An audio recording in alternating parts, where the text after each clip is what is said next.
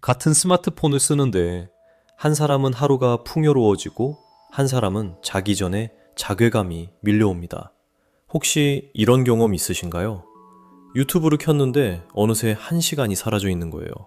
반면에 어떤 사람은 같은 유튜브로 새로운 걸 배우고 있어요. 같은 앱인데 정반대 결과. 심리학의 렌즈로 들여다보면 이건 성격 차이가 아닙니다. 뇌가 화면을 처리하는 방식 자체가 다른 거예요. 그리고 그 차이를 만드는 데에는 카지노 슬롯머신과 정확히 같은 심리학 원리가 숨어 있습니다. 소름 돋는 반전이 기다리고 있어요. 두 사람이 있습니다. 같은 스마트폰을 쓰고 같은 앱이 깔려 있어요. A씨의 아침은 알림 소리로 시작됩니다. 눈을 뜨자마자 잠금 화면을 확인하고 인스타그램 피드를 넘기기 시작해요. 잠깐만 이었는데 30분이 지나 있어요. 출근길 지하철에서는 유튜브 쇼츠를 훑습니다. 15초짜리 영상이 끝없이 올라와요. 점심시간에는 뉴스를 끝없이 내려요. 안 좋은 소식인 걸 아는데 손가락이 멈추질 않습니다. 그리고 자기 전 틱톡을 켰는데 2시간이 증발해 있어요. 이불 속에서 자괴감이 밀려옵니다. 하루 스크린 타임 7시간. 같은 스마트폰인데 B씨의 하루는 정반대예요. 아침에 팟캐스트를 틀어놓고 출근 준비를 합니다. 출근길에는 오디오북을 들어요. 점심에는 궁금했던 것만 딱 검색하고 폰을 내려놓아요. 자기 전에는 전자책을 읽다 잠이 듭니다. 같은 기기인데, 같은 화면인데 하루가 끝났을 때 기분이 완전히 다른 거예요. A씨는 시간을 빼앗긴 느낌이고 B씨는 시간을 쓴 느낌이에요. 같은 칼인데 한쪽은 요리를 하고 한쪽은 손을 베는 겁니다. 도구는 똑같은데 결과만 정반대인 거예요. 이게 이 두 사람만의 이야기가 아닙니다. 숫자를 보면 등골이 서늘해져요. 전 세계 사람들의 하루 평균 스크린 타임이 6시간 38분에서 6시간 54분 사이입니다. 1년이면 약 49일을 화면만 들여다보고 있는 셈이에요. 한국인은 하루 평균 스마트폰만 약 5시간을 씁니다. 방송통신위원회가 2024년에 발표한 숫자예요. 세대별로 보면 더 놀랍습니다. 젠지의 하루 평균 스크린 타임이 9시간이에요. 베이비부머 세대는 3시간 31분. 같은 시대를 살고 있는데 2.5배가 넘는 차이가 벌어져 있는 겁니다. 여기서 한번 생각해 보세요. 스마트폰 하나가 총 스크린 타임의 절반 이상, 약 53%를 차지하고 있어요. 우리 손안의 이 작은 기기가 하루의 방향 자체를 결정하고 있는 겁니다. 혹시 자기 전에 5분만 이라고 생각했다가 2시간이 지나 있던 적 있으신가요? 그 순간 여러분의 뇌에서 벌어지고 있는 일이 있습니다. 우리가 모르는 사이에 뇌가 특정한 방향으로 반응하고 있었던 거예요. 그런데 여기서 소름 돋는 질문이 하나 있어요. A씨와 B씨의 차이가 대체 어디서 오는 걸까요? 성격? 의지력? 아닙니다. 두 사람의 차이는 성격이 아니었어요. 뇌 안에서 벌어지는 화학 반응이 달랐습니다. 그리고 그 화학 반응을 조종하는 건 여러분이 아니에요. 심리학의 렌즈로 들여다보면 여러분의 스마트폰 안에는 슬롯머신이 들어있습니다. 이건 비유가 아니에요. 과학적으로 정확히 같은 원리입니다. 심리학자 B.F. 스키너가 유명한 실험을 했어요. 비둘기 한 마리에게 레버를 주었는데 레버를 누르면 먹이가 나오도록 설계했습니다. 매번 나오게 하면 비둘기는 금방 관심을 잃어요. 배부르면 멈추니까요. 그런데 언제 나올지 모르게 설정을 바꾸면 비둘기가 미친 듯이 레버를 누릅니다. 배가 불러도 멈추질 못해요. 혹시 나올까봐. 쉽게 말하면요. 언제 좋은 게 나올지 모르니까 계속 땡기게 되는 거예요. 레버를. 슬롯머신처럼. 심리학에서는 이걸 변동비율 강화 스케줄이라고 부릅니다. 이제 여러분의 인스타그램 피드를 떠올려 보세요. 재미없는 게시물을 넘깁니다. 또 재미없어요. 그러다 갑자기 웃긴 영상이 나와요. 뇌가 환호합니다. 그리고 바로 다음 질문이 떠올라요. 다음에도 나올까? 그래서 멈출 수가 없는 겁니다. 여러분의 엄지손가락이 스크롤을 올릴 때마다 슬롯머신의 레버를 당기고 있는 거예요. 카지노 슬롯머신은 그래도 돈이 들어가니까 한계가 있잖아요. 그런데 스마트폰 스크롤은 무료예요. 24시간 주머니에 있고 레버를 당기는데 손가락 한 번이면 끝이에요. 세상에서 가장 접근성이 좋은 슬롯머신인 겁니다. 여기서 더 무서운 이야기를 해야 합니다. 뇌에는 쾌감 버튼을 누르는 곳이 있어요. 측좌핵이라는 영역인데 쉽게 말하면요, 좋다라는 신호를 보내는 뇌의 쾌감센터예요. 소셜미디어를 할 때 이 영역이 활성화되는 패턴이 놀랍게도 물질 중독과 동일합니다. 거기서 끝이 아니에요. 뇌의 브레이크 페달 역할을 하는 전전두엽 피질, 이거 그만해야 하는데 라고 판단하는 바로 그 부위도 같은 방식으로 약해져요. 쾌감은 폭주하는데 브레이크는 고장나는 겁니다. 그럼 도파민은 어떻게 될까요? 스크롤 할 때마다 도파민이 쏟아져요. 처음에는 기분이 좋습니다. 그런데 뇌가 이 자극에 적응해버려요. 같은 양으로는 더 이상 쾌감을 못 느끼게 되는 거예요. 에어컨을 계속 틀어두면 시원함을 못 느끼는 것과 같아요. 결국 도파민 수치가 기저선 이하로 떨어지면서 화면을 보지 않는 순간에도 뭔가 허전하고 불안한 상태가 됩니다. 만성 도파민 결핍. 아무것도 재미없어지는 거예요. 주말에 아무것도 하기 싫고 좋아하던 취미도 재미없고 사람 만나는 것도 귀찮아지는 그 느낌. 그게 도파민 시스템이 망가졌다는 신호일 수 있어요. NYU 교수 아담 알퍼는 이렇게 말했어요. 문제는 사용자의 의지력이 아니다.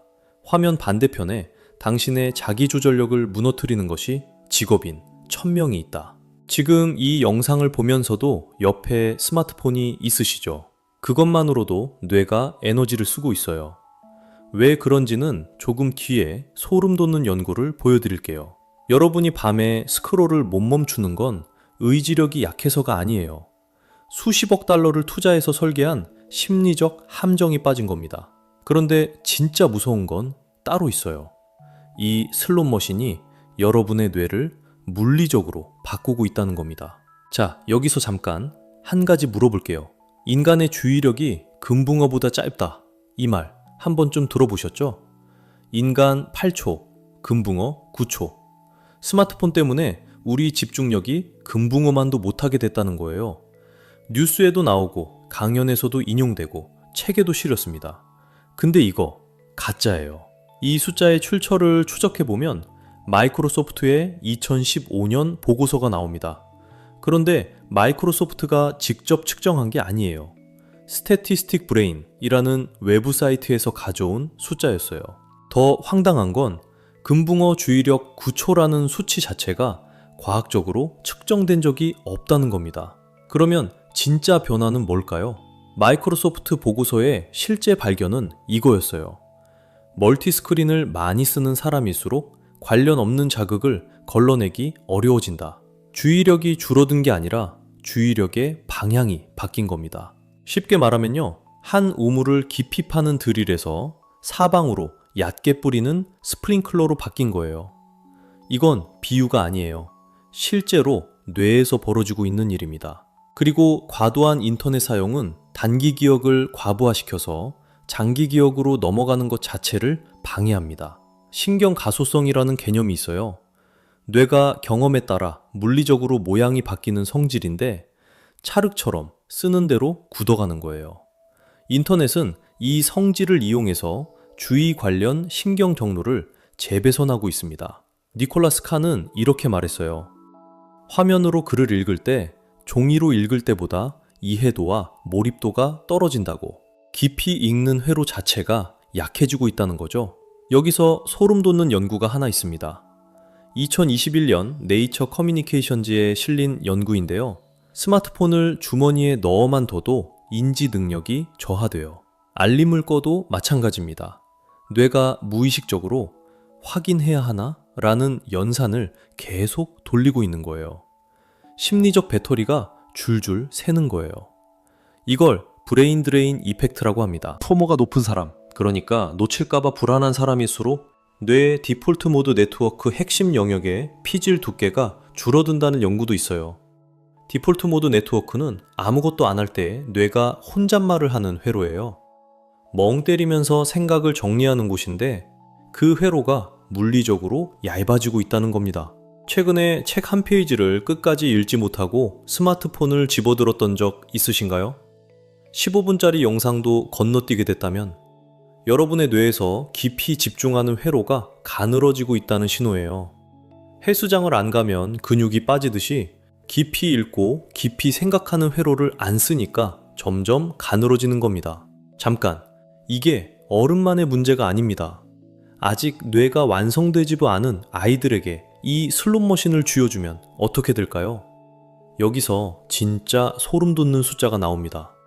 10년 전 0세에서 8세 아이들의 하루 평균 스크린 타임은 15분이었습니다. 지금은 2시간 30분, 10배가 늘었어요. 8세 아이는 하루 평균 5시간 30분을 화면 앞에서 보냅니다. 숫자만 보면 감이 안 올 수 있어요. 이렇게 생각해 보세요. 7세 이전은 충동 조절과 집중력을 담당하는 신경 경로가 형성되는 핵심 시기예요. 쉽게 말하면요, 아직 기초 공사 중인 건물이에요. 그런데 그 기초 공사 한복판에 지진이 온 겁니다. 4만 명 이상의 아동을 대상으로 한 연구가 있어요. 하루 1시간 이상 스크린에 노출된 아이들은 자기 조절력이 감소하고 산만함이 증가했습니다. 감정 불안정도 함께 나타났어요. 여기서 더 무서운 현상이 있습니다. 세포라 키즈라고 들어보셨나요? 8세 아이가 레티놀 같은 성인용 스킨케어 제품을 사는 거예요. 틱톡 뷰티 인플루언서를 보고 따라하는 건데 실제로 피부 손상 사례까지 보고됐어요. 아이의 뇌가 화면에 맞춰서 재배선되고 있다는 걸 보여주는 단적인 사례입니다. 브레인 로스이라는 단어 들어보신 적 있으신가요? 온라인 콘텐츠를 과도하게 소비해서 정신적, 지적 상태가 나빠지는 현상을 말하는 건데요. 2024년 옥스퍼드 올해의 단어로 선정됐습니다. 사용 빈도가 1년 만에 230% 증가했어요. 여기서 반전이 하나 있어. 이 단어를 가장 많이 쓰는 세대가 누구냐면 바로 젠지 세대 알파예요. 브레인 롯의 대상이 자기 상태를 자조적으로 진단하고 있는 거야. 문제를 인식하고 있으면서도 빠져나오지 못하는 겁니다. 한국은 어떨까요? 세계 최고 수준의 인터넷 인프라를 가진 나라. 가구 접속률 99.97%. 그리고 청소년 스마트폰 과의존 위험군 42.6%. 10명 중 4명이 넘습니다. 전년 대비 2.5%포인트 상승했어요. 조너선 하이트는 이걸 4가지 해악으로 정리했습니다. 사회적 결핍, 수면 결핍, 주의력 파편화, 그리고 중독. 2010년에서 2018년 사이 미국 청소년의 불안은 134% 증가했고 우울은 106% 증가했어요. 스마트폰이 보급된 시기와 정확히 겹칩니다. 여러분의 조카, 자녀, 후배를 떠올려 보세요. 그 아이의 뇌는 지금 이 순간에도 화면에 맞춰서 재배선되고 있습니다. 그런데 여기서 반전이 있어요. 같은 스마트폰인데 무너지는 아이와 무너지지 않는 아이가 있습니다. 같은 스마트폰인데 우울해지는 어른과 성장하는 어른이 있어요. 이 차이를 만드는 심리학적 구조, 지금부터 풀어드릴게요. 그래서 어떻게 하면 되는 걸까요? 여기서 중요한 반전이 하나 있습니다. 스크린 타임 자체가 문제가 아니에요. 사용 방식이 문제입니다. 심리학의 렌즈로 들여다보면 스마트폰 사용은 2가지로 나뉘어요. 수동적 사용과 능동적 사용. 수동적 사용은 피드를 끝없이 넘기는 거예요. 인스타그램에서 다른 사람의 휴가 사진을 보고 틱톡에서 누군가의 일상을 구경하는 것. 능동적 사용은 검색하고 배우고 직접 뭔가를 만드는 거예요. 연구 결과가 명확합니다. 수동적 사용이 우울과 자존감 저하에 훨씬 강하게 연결돼 있어요. 왜냐면 피드를 넘길 때마다 우리 뇌는 자동으로 비교를 시작하거든요. 쉽게 말하면요. 인스타그램에서 나보다 잘 나가는 사람을 보면 자존감이 떨어지고 나보다 못한 상황을 보면 자존감이 올라가요. 이걸 심리학에서는 상향 비교와 하향 비교라고 합니다. 그런데 소셜미디어 피드는 대부분 뭘로 가득 차 있죠? 남들의 하이라이트, 상향 비교의 폭격이에요. 그렇다고 스마트폰을 서랍에 넣어버리라는 이야기가 아닙니다. 실제로 일주일만 소셜미디어를 쉬어본 사람들의 데이터가 있어요. 우울이 24.8% 감소하고 불안이 16.1% 줄었습니다. 참가자 대부분이 처음에는 이걸 어떻게 버텨? 라고 했는데 끝나고 나서는 관리할 만하고 즐겁기까지 했다고 보고했어요. 그런데 NIH의 대규모 연구는 이렇게 말합니다. 스크린 미디어 사용이 일률적으로 해로운 건 아니다. 사용 방식이 결과를 결정한다. 같은 칼인데 요리사는 요리를 만들고 아이는 손을 베잖아요. 차이는 칼이 아니라 사용법이에요. 애덤 얼터 교수의 말이 핵심입니다. 의지력만으로는 생물학적 강화를 이길 수 없다. 환경을 재설계해야 한다. 의지력으로 슬롯머신을 이기겠다는 건 맨손으로 파도를 막겠다는 거예요. 대신 환경을 바꿔야 합니다. 구체적으로 3가지를 해보세요. 첫째, 알림을 끄세요. 주머니에 넣어만 둬도 뇌가 에너지를 소모한다는 거 기억하시죠? 알림까지 울리면 그 소모가 몇 배로 늘어납니다. 둘째, 무한 스크롤 앱에 시간 제한을 거세요. 슬롯머신의 레버 자체를 없애는 겁니다. 셋째, 피드를 열지 말고 검색창을 여세요. 수동에서 능동으로 전환하는 첫 번째 스위치예요. 오늘 자기 전에 스마트폰을 드실 때 딱 하나만 해보세요. 피드 대신 검색창. 그게 시작입니다. 정리해 볼게요. 같은 스마트폰인데 한 사람은 성장하고 한 사람은 무너지는 이유. 성격 차이가 아니었습니다. 슬롯머신처럼 설계된 앱이 뇌의 도파민 시스템을 납치하고 있었고 그 반복이 뇌 자체를 재배선하고 있었어요. 그리고 그 차이를 가른 건 수동적 사용이냐 능동적 사용이냐 하는 방식의 문제였습니다. 결국 스마트폰이라는 건 거울이에요. 같은 화면인데 어떤 사람에게는 세상을 비추고 어떤 사람에게는 자기 자신만 비춥니다. 여러분이 밤마다 느꼈던 그 자괴감, 그건 의지가 약해서가 아니에요. 수십억 달러짜리 슬롯머신과 맨손으로 싸우고 있었던 겁니다. 이제 규칙을 아셨으니 게임이 달라집니다. 이 영상이 도움이 됐다면 구독과 좋아요 부탁드려요. 여러분의 스마트폰 사용이 어떻게 달라졌는지 댓글로 알려주세요. 인터넷이 뇌를 바꾼다는 건 알겠어요. 그런데 더 무서운 질문이 남아 있습니다. 소셜미디어가 우리의 인간관계를 어떻게 파괴하고 있는가? 함께 있지만 혼자인 시대의 심리학. 다음에 이야기해 볼게요.